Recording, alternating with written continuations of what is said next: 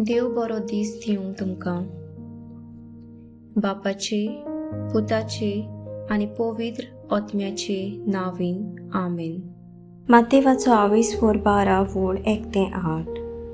त्या दिसांनी जेजू एका सोनवारा शेतांतल्यान वेतालो. ताचे शीस भुकेल्ले देखून कोणश्यो काडून खावंक लागले. फारिसेवांनी तें पळोवन ताका म्हणलें, सोनवारा दिसा करून नजो तसलें काम हे पळय तुजे शीस करतात. पूण ताणें तांकां सांगलें, दाविदाक आनी ताच्या सांगाता आसतल्यांक भूक लागली तेन्ना ताणें कितें केलें तें तुमी वाचूंक ना.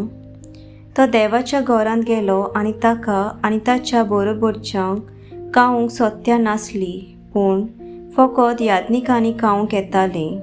ते देवाक भेटयलोले उंडे ताणें केले हें तुमी वाचूंक ना. वो सोनवारा दिसा याज्ञीक देव मंदिरांत सोनवार मोडटात तोरूय गुन्यांवकार जायनात हेंय तुमी समृद्धींत वाचूंक ना बी. तर हांव तुमकां सांगतां, देव मंदिरा परस व्हड कोण एकलो हांगा आसा.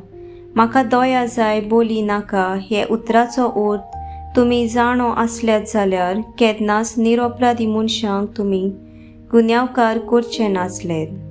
तर मनशाचो पूत संवसाराचोय दोनी. सर्वेस्पराचें उतर. सर्वेस्पराचो व्हड उपकार. नियाळ आमी मनशाचें भायलें रूप पळयता, भितरल्या जिविताची आमकां वळख आसना. भायलो स्वभाव पळोवन आमी ताची नीत करता, पूण देव मनशाचो भितरलो आनी भायलो स्वभाव वळखून घेता.